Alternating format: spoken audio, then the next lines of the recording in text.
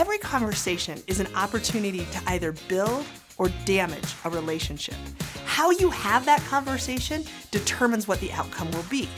So here's the truth. It's not you hearing someone that builds a relationship. It's them seeing you listen. The other person has to know that you're listening, know that you're hearing them, in order for that relationship to be built and strengthened. Now, that seems pretty easy in a face-to-face conversation, but how do we do that in a more virtual world? Well, here's an idea for how to do it on video conferencing. Obviously, you still get to see a person, but there's a lot of things you're not seeing, like what they're doing with their hands or where they're multitasking.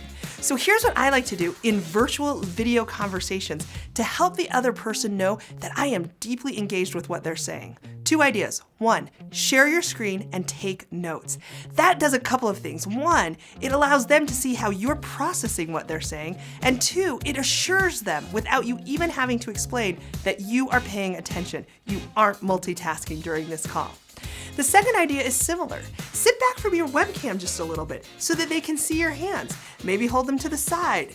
Pause. Think about it. Put your hands in a place where they can see them, where they know, consciously or not, that you're not typing away or multitasking on another screen.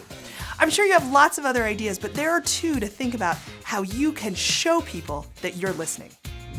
Thanks for watching. Visit cruciallearning.com/saythat for more tips and resources for how to speak up when it matters most.